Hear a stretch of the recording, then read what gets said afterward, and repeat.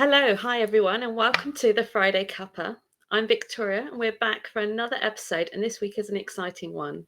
Each episode we'll be sitting down together with a nice cuppa, because who doesn't love a bit of tea, to chat about life, business, and everything in between. Whether you're here for insights, a laugh, or a fresh way of looking at things, I hope you feel right at home. If you have questions or thoughts and you are watching live, drop them in the chats. We'd love to hear from you. Today I'm thrilled to welcome the legend that is John Fuggles. I'll just bring John on. Give me 1 second. Hi, John, and welcome to the podcast. As usual, the first question is, how do you have your cuppa? Well, it's interesting. What did it say? Exciting, amusing, and the legend. So no pressure then. I'm not a tea person. I'm a man of simple pleasures. Coffee, no milk, no sugar, as long as it's decent coffee. That's it. I'm not really a tea person, I'm afraid to say. But That's fair enough. Now, I have a confession, and my husband fully knows this. I purposely don't know how to use the coffee machine because it's not. I can't stand coffee, and they can just do it themselves. So I purposely don't know how to use the coffee machine. It's too many buttons for me. Anyway, okay. as I was preparing for today's episode, I was thinking back to how long ago it was that we met, and do you know it has to be 22 years ago? Oh, That was crikey. back at JAE, which is an Yep. event called Japanese Auto Extravaganza, which at the time was held at Billing Aquadrome. Don't worry, we'll come back to JAE in a minute. But you have had an interesting life. Well, life's what you make it, right? You got a choice just to do stuff, do Well, things. so I've got here a career in tech, a published author, running the largest Jap car show outside of Japan, Yep. being a chairman of a car club for 10 years, working with Nissan, Alpine, and Gordon Murray Automotive, Yep. not to mention being a school governor, founding Help4Ukraine, and you used to play rugby. So many interesting things. And funny enough, as we were saying before we came on air, how many similarities as well. So let's start by talking about your career in tech and how you got started. Yeah, I career in tech. I mean, it's very much on the commercial side rather than the hardcore technology side. I mean, I can code, but you wouldn't want me to because it looks very messy. So I just love the commercial side. I just love what technology can do, what technology can deliver. People talk about technology, but actually, it's what it does. We hear all the time people saying AI. I don't give a stuff about AI. What I want to know is what is AI going to do for me, do for my customers, do for my business. I So think so many people are afraid of AI. I mean, certainly I work with like ChatGPT and stuff.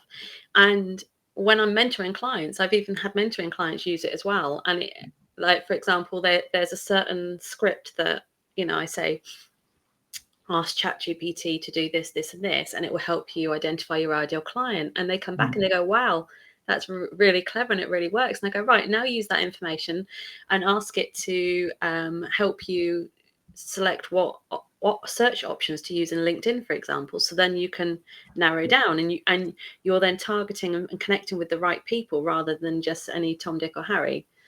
And the results they've had is fantastic from it. And that's just very basic, easy, use of AI. it is, but we're all used to AI. We don't realize it. It's sat nav is AI, right? Yeah, yeah, yeah. Let's be honest. I think the fear is, the first fear is like it's going to do me out of a job.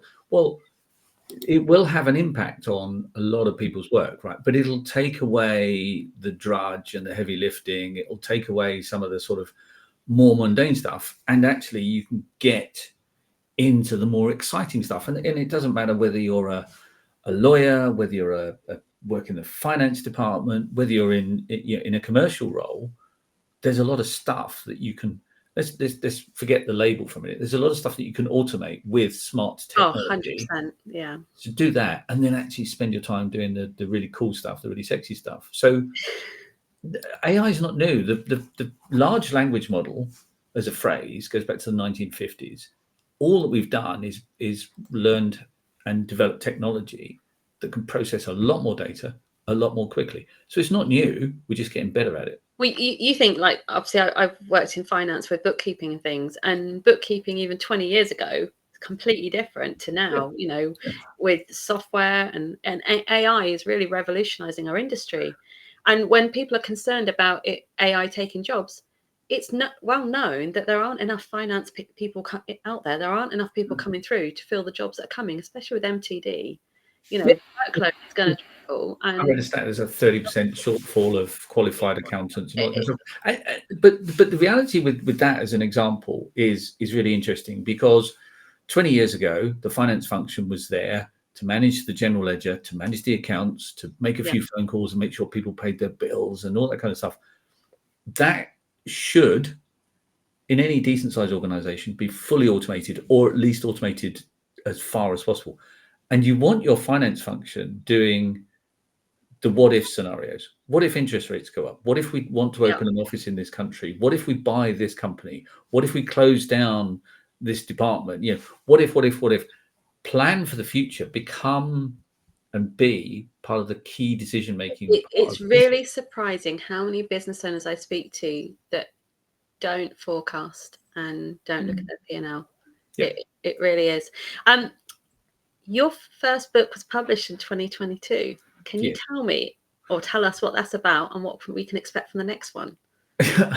Yeah. So it started with a number of conversations, just friends in different industries, different businesses, asking me for some ideas, and there was a period where, in the space of about a month, 2 people said the same thing to me, which you should write this book. And of course, my immediate reaction is like, no, everyone knows this stuff. It's not difficult. The problem was that my wife was listening to both of those conversations, and she therefore said, well, there you are, you see, you should write a book. So I wrote a book, not knowing how to get it published or whatever, and then got approached by a US publisher, a company called Business Expert Press, and they liked it and they wanted to publish it. So it's now professionally published out of the USA. They are an academic publishing house, so it's actually in 130 universities worldwide. So it's on their bookshelves. But it's actually really also aimed at business leaders, entrepreneurs, sales leaders, to really sort of help companies, help people studying business at university understand what a sales function is. So it's called Sales is a Team Sport. And the reason sales is a team sport is, the salesperson is the tip of the spear, but and it's not just the sales department. It's not just marketing. It's not just the people, who deliver projects or people who demo the solution. Everyone in an organization is part of that sales team, and you all have a role to play. You all have a part to play, and you can all contribute to sales success. So it's taking the idea that sales is a team sport and understanding what part you need to play, whatever your role in an organization. And therefore, if you're a business leader, what do you need to do to enable and engineer that kind of thinking? Nice.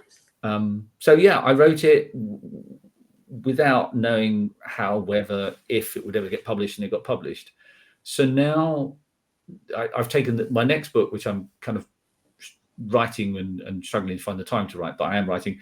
It takes it to another level, which is everyone's in sales, but not everyone knows what to do in a certain situation. 100%. Sales is probably my weak point. I'm brilliant with the numbers. I can do and deliver the work and results, but it's the sales bit that is my Achilles heel. Yeah. How do you make a cold call? Most people do the basics wrong. And I don't know if it's because I'm neurodiverse, but I'm one of those that it gives me the ick doing the sales bit. I don't like coming across pushy and salesy when I'm messaging someone, because I know that if the first message I receive in my inbox from someone is a sales message, I switch off.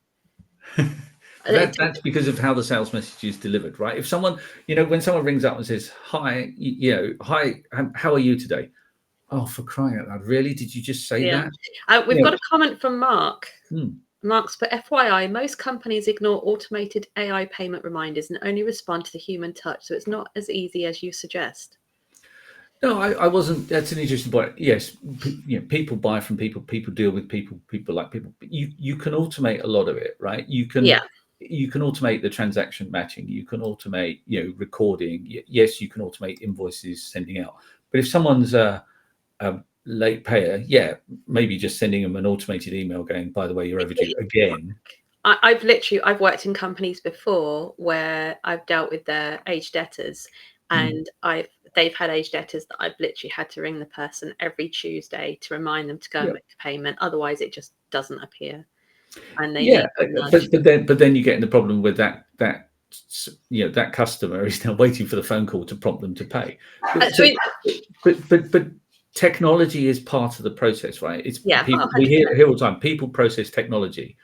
What we need to do is redress the balance so that the technology does, the automated payments and receipts and checks the bank against the general ledger and all that kind of stuff. Even then with the automated stuff, even like with the bookkeeping, there's still errors and we still have to go in and manually check it. So someone thinks, oh yeah, you've got the likes of Receipt Bank or HubDoc or whatever, then that makes it 10 times quicker. Yes, it does make it quicker, but we still have to go in and check the data, make sure the right customer selected, the right tax code, the right nominal code, that all the information drawn through is correct, etc. Larger companies can automate a lot of that, right? And you can do soft matching. If you've got intercompany and their or international payments, the currencies don't always align. They're 2 cents out, 2 pence out because of currency fluctuations. Because of the Forex. So you can do a lot of that kind of stuff. So it's a good question by Mark, but and good statement really, that you do still need people. But actually, if those people have got more time to make those calls could be more constructive. So instead of saying you're late again, it's you're late again.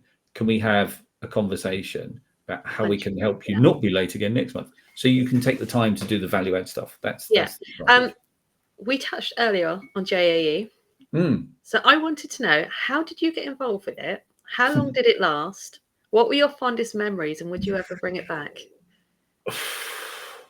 JAE. So I got involved. I went to the event like a lot of other people, and it was just a small group of half a dozen car clubs started by the classic Z by the Z Club, a fantastic guy called Steve, and it had just they got to the point where they'd run it for a few years and they were just fed up of doing it, and they said, but this is going to be the last one. So I spoke to a friend of mine. I said, well, why don't we do it? And she said, okay.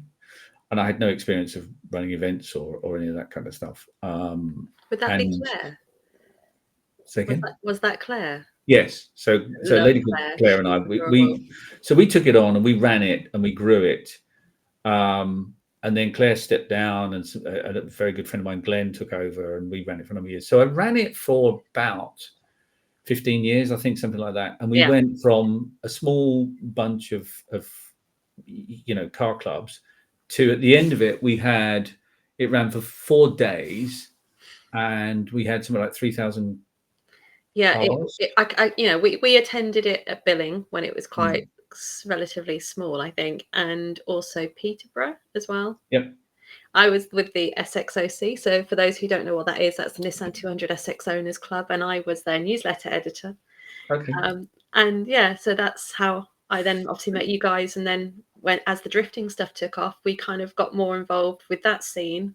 And as you know, I photographed a lot of the events with that as well. Yeah. No, it was fun. The best description somebody said to me, they came along not knowing what to expect. They said it's like Glastonbury on wheels, and which is a very. And you know what though, I made some amazing friends from those events, and some I still talk to today, and we had so much fun, and that's what it was about. And it was family friendly as well. As we were saying before we came on air, my son was 2 when we attended the first event, and he's now 24.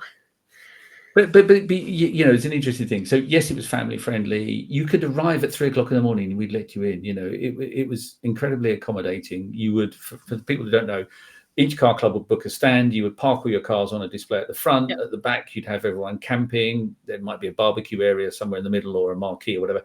And it was a collection of individual communities, and then they came together in crazy things like Japanese food eating competitions and tug of war and all sorts of stuff. Right? I had a 25-meter rope light that we had around our social area, because at night time when it got dark, it then lit everything up. We had so much fun with it. It really was good. So it was 4 days. On the Saturday night, we had dragon boat racing a few years in the lake. We had massive firework display on Saturday. It was just a social, but the point was, everyone was equal. It didn't matter whether you turned up in a very expensive high performance car or if you turned up in fundamentally just what you could afford to run. No one ever felt they were any different. They were all there because of their passion and enthusiasm, and even to the point where the staff, and well, they're not really staff, they were volunteers mainly, but those that were paid as well, were told to be equal to everyone else. So I remember queuing up to get a burger, and people were saying to me, "Are you the guy that runs the show?" And I was like, "Yes." And they said, "Why are you queuing?" Well, because I'm the same as you. I'm a car enthusiast, and I'm here for that. Yeah. So it was a lot of fun. Eventually, a couple of people took it over because I just did it for 15 years, growing it to what it was. So they took it over, and it no longer exists. The less said about that, the better, probably at this point. But would you ever bring it back? No. And the reason being, it took 15 years to get to there. I think the car scene has changed. It has. There's nothing like it now, is there? No, there is no events like it. People have tried, but there isn't, and there won't be. I mean, as far as the Japanese market is concerned, there are other markets doing quite well, other countries, regions, whatever. But no, to try and bring it back, it would never be the same. And frankly, I never, no.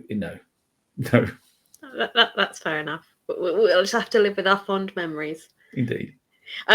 What was it like working with Nissan and then Alpine and obviously Gordon Murray? Yeah, that was interesting. So when I was doing, I then ended up being chairman of a car club for 10 years, which was a lot of fun. Again, I was chairman for the first 10 years of the car club, and when we achieved an awful lot, I started organising tours to Japan, and then organising driving tours, and across Europe and all those kind of things. So there was a lot going on, as well as running the club. And at the end of my time as chairman, Nissan approached me and said, "We've got a role."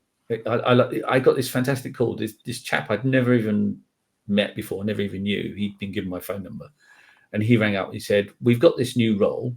It's called brand ambassador, and I've been told you're the right person for the job," which is always nice when you get a phone call like that. Yeah. So I ended up, I was working for myself at the time anyway as a consultant. So I ended up going to work for them pretty much full time. And then Alpine, they've been racing at Le Mans for years. They go back to the 1950s. They were launching their road going car in the UK, so I was part of that team to get it off the ground and get it going. And then through that met some really interesting people, and ended up meeting Gordon Murray, who, for those who don't know Gordon Murray, he was when McLaren was at the Senna Prost sort of era. He designed all the Formula One cars. He then went on and designed the McLaren F1, and now he's designed the T30, the T50, the T50S, and some other very expensive cars. And he approached me and said, "John, I've got a project I want you to get involved in." So I ended up working with Gordon Murray for 12 months, which was absolutely amazing. So it kind of just, I think it's one of those things, if you're very busy and you're doing a lot of things happen. Yeah. And I was fortunate. I have to say, in terms of what I like doing, it was a lot of fun, but I'm glad I'm back in technology and back in the commercial world and back in working for a company that, to be honest, is a phenomenal group of people to work with. That's good. Let's get on to the important one now. Help for Ukraine. I'm just going to show a quick slide so we can still talk. So, okay. In 2022, you co-founded Help for Ukraine, and to date you sent 49 vehicles over there. Did you ever imagine that you'd achieve such a thing, and or that there would be an ongoing need for it? Well, first of all, I have to say huge thanks to a dear friend of mine, a guy called Mark Strong, who, without him, this would never have happened. I never set out with any objectives or targets, right? It started out with just want to do something to help. So I remember after 3 days of watching what was going on, I rang Mark and I went, I'm really pissed off about this. This is like just wrong. I want to do something. And he said, well, some of us are raising some money and we're going to buy some ambulances. And I just said, I'm in. And that's how it started. And Mark, to this day, is still an absolutely phenomenal part of the machinery that is Help4Ukraine. organizes all of the logistics. He does all of the, all of the paperwork, which needs to be in multiple languages, and so on and so on and so forth. So we started out with that as a mission. Then through a common, through a friend of mine, he said, look, there's another guy I know wants to do the same. You should meet him because I think you'll get on well. So I then met in a coffee shop somewhere in central London. I met a guy called Nick, and he said, John, I can raise money, and I want to kick this off, but I want someone I can trust and rely on, a team I can trust and rely on. And over a cup of coffee, we shook hands and we agreed to work together. He recently has stepped down through ill health, so we still have it's properly structured. So we have a board of 3 people now, not 4. But yeah, Nick has been phenomenal. It helped the fact that he's Lord Munson, member of the House of Lords, and a baron and all that, because that kind of opens doors. Yeah, but that was all jolly good. But all of that just, again, happened by circumstance, and we never set out a mission. We just said, we want to raise some money. We want to be purely humanitarian. We don't want to get involved in some of the other stuff. And I don't think people always realize how much work goes on in the background when it comes to charity work. That's something I've learned.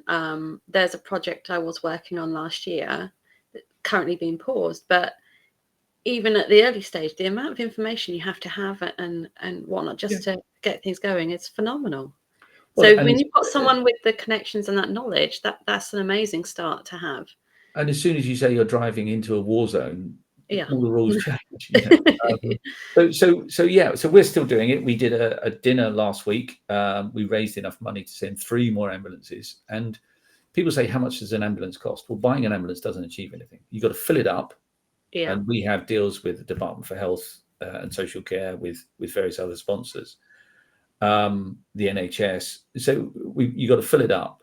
You've got to deliver it. We drive across the border to Lviv. Well, before you explain that, I've got the question in there, which is how many people are involved with sending an ambulance over, and what's the timescale from start to finish? Well, so each ambulance has 2 drivers, and you are either trying to sleep or driving. We don't stop. We stop for fuel and coffee, basically. Right.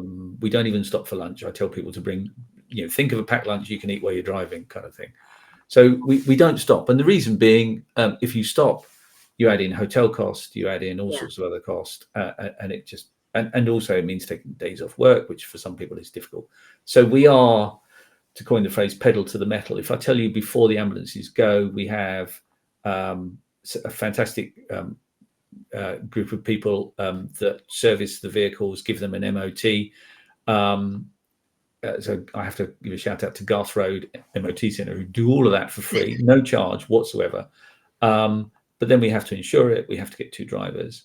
We even take the speed limiters off because we go through Germany on an Autobahn, and it's amazing how fast you can drive an ambulance downhill.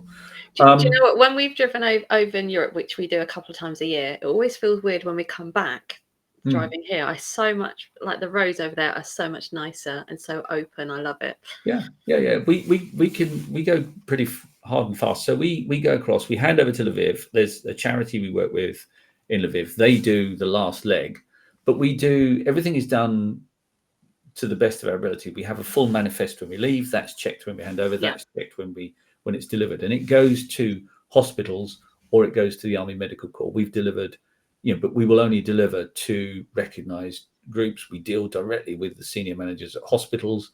Every vehicle, before it goes, we know where it's going to, what kind of hospital it is. So if it's a children's hospital, it has very different things to an Army Medical Hospital, has very different needs. So before we go, that's all arranged. When we then hand over in Lviv, it's usually late at night. So we leave my house silly early on a Saturday morning. I can tell you that regularly we leave my house on a Saturday morning and I'm back in the office on Monday. Wow. We hand over in Lviv, stay the night in Lviv, get extracted to Krakow, fly home. The fastest we've done door to door is 22 hours. Wow. That's pretty. The average speed was over 80 miles an hour. But Autobahn. Exactly, in an ambulance. So back to your question, we never set out with objective in mind. 2.5 years later, nearly 3, we're still doing it. A lot of groups, we're one of many groups. A lot of groups have run out of run. You did the fundraising dinner alongside the Ukraine charity, didn't you? Yes. So Ukraine charity, fantastic group of people. First time we worked with them. I hope we work with them. We want to work with them again. I hope they want to work with us again. We want a long-term relationship with them. They are brilliant people. Ukraine charity has been around a long time, and they're very good at what they do. So we raised enough money to deliver 3 more ambulances, which we will do after the new year. We've got enough money for another 6 coming soon, and we've got some other sponsors we're talking to. So I guess the 3 elements are raise some money, buy an ambulance and fill it up and deliver it and get home safely. So that kind of tied into my probably last question for you, Ish. What is next for the charity, and how can people help you? Obviously, we've got on the screen the website for people to visit. How can they help? How can we help? Sure. I mean, there's different ways of raising money, right? Most of the money we raise is through events and corporate sponsors. So if you want to run your own mission, we call it a mission: buy, fill it up, deliver, get home. That's the mission. If you want to run your own mission, talk to me. We can. I don't need my branding and stickers on the side. If you want to put your own company logo on the side and you want to drive it yourself, we will do everything. We will arrange everything for you. We have people who want to drive. If you want to drive, you have to pay. That sounds odd, but if you want to go down the pub and brag to your mates that you've been to Ukraine, you've delivered an ambulance, it's only fair that you pay for the privilege, right? What about marathons and things like that? I know you're a bit of a runner. Do you have teams that run in marathons, maybe? No, we don't. That's an interesting idea. I never thought about that. My marathon days are. Maybe I should do another one. It's been a while. But maybe you should do things like that. But no, corporate sponsors, if you want to drive, come and talk to me. If you want your own mission, come and talk to me, and we will arrange everything. And we will guarantee who you deliver it to and where it goes to. So how you get involved, that's how. If people want to organize events and fundraise and they want our help and involvement, I mean, the bottom line is really, really simple. Visit the website and send me a message. Or, I mean, to be honest, it's not difficult to find somebody with a name like John Fuggles, is it? Either on Facebook. So find me and message me, and let's talk. Really. Before we go and before I tie things off, do you want to tell people what that is behind you? That bit? No. This. Yeah. So this is interesting. So this is I'll pick it up in a minute. But we work with an organisation in Ukraine that deal with children that have major trauma and issues. Right. So they've lost. I mean, you think about it. You're an 8-year-old. Not only have you lost your family, you can never go back to your village or town where you were born. You will never see any of your friends ever again, or your school, or your housing. As an adult, that's quite traumatic. Now, as a child, it's quite traumatic. So there's a group we work with just outside Odessa, and the children use art as therapy to come and address it. And I'm going to pick this up. This is enormous. This is an artillery shell. Right. Now, and you can see it's got, a fantastic picture. That was done by a young child, a 12-year-old child. They're trying. So why artillery shells? It's very simple. Trying to sort of bridge the gap between what is going on in their country and use that as a therapy to help them overcome and address it. And we sell those. So if you want to buy one, let me know. And they're all different. There are no two the same. And we auction those and we sell those.